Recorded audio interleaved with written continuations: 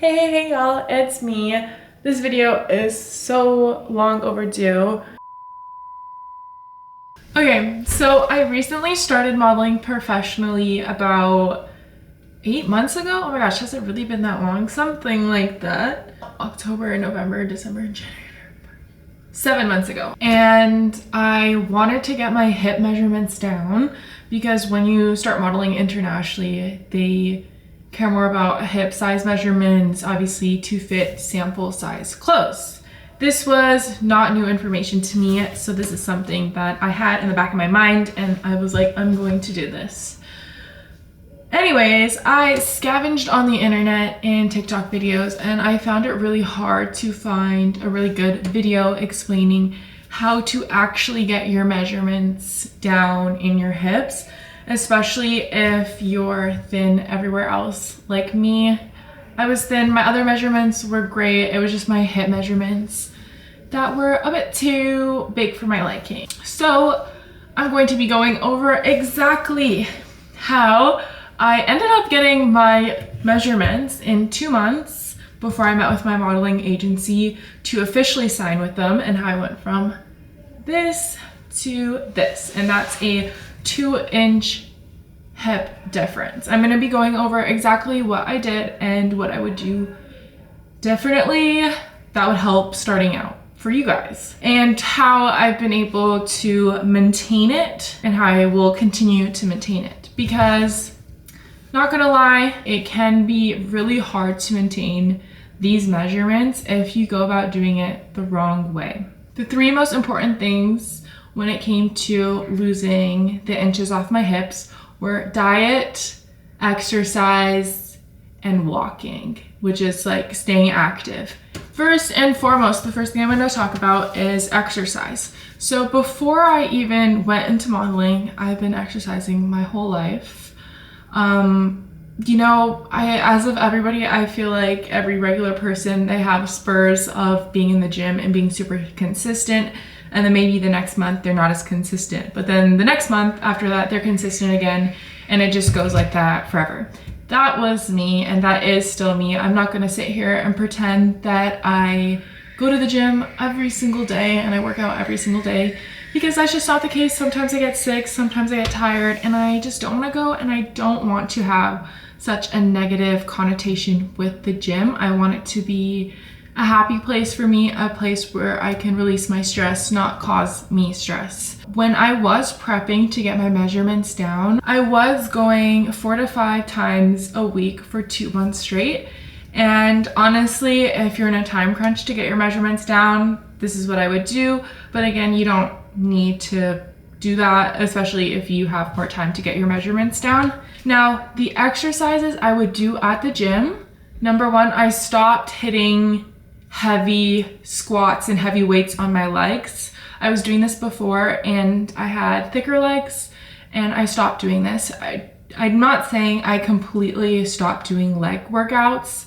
I would do maximum like 10-pound handheld weights, free weights, and I would do like lunges, RDLs, squats, but nothing more than that. I didn't do any crazy, specifically legs driven exercises. I didn't do a leg stay is what I'm saying, essentially. The only types of exercises that I did to cut my inches fast was I did HIIT workouts. And I have videos posted of the types of HIIT workouts that I did, so if you want to follow along, and you can literally watch those. I have a couple videos posted, but you can watch those on repeat for 2 months if you're trying to do what I did.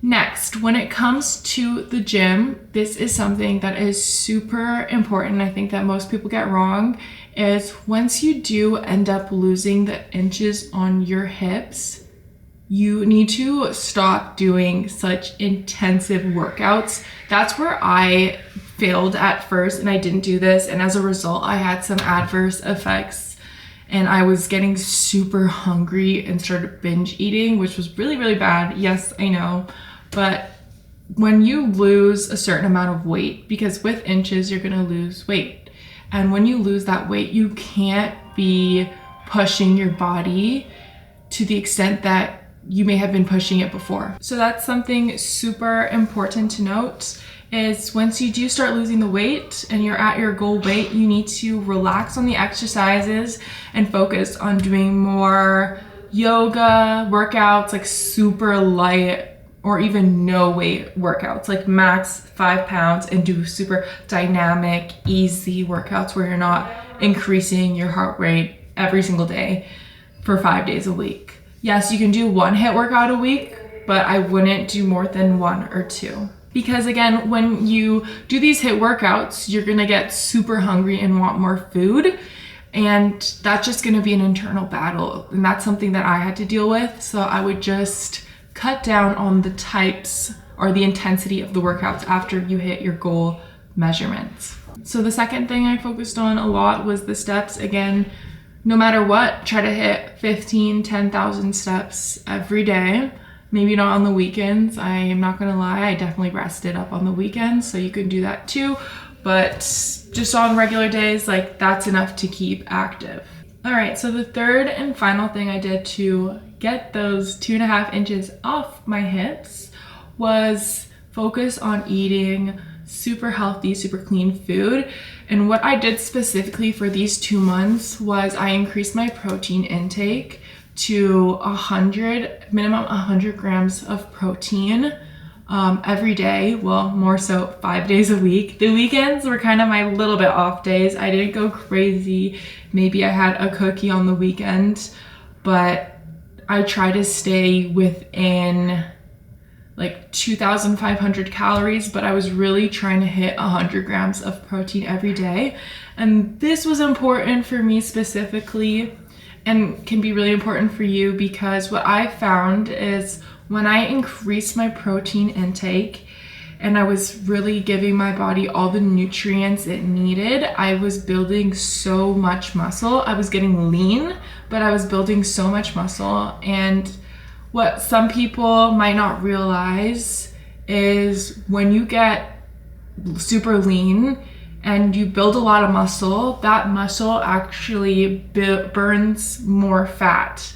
So that helped me lose the inches off my waist faster because I was putting more muscle on my body. That muscle was basically burning the fat for me outside of just working out. So not only was I burning fat from working out around my hips, but I was also burning fat from all the muscle mass I had gained.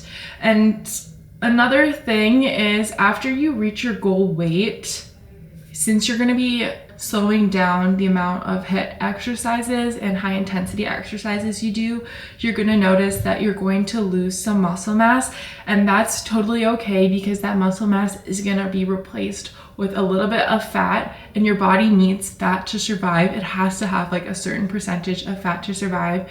You don't want to be super, super lean because that is so bad for your health. I came to a point where I was very lean, and while I was at my goal measurements, I just kept shrinking and shrinking because of all the muscle I had on my body kept burning all the fat, and I was still eating really high protein and working out super intensely, and that was just not good for my body. So I started craving food all the time, and then I went into a bit of like a binge episode.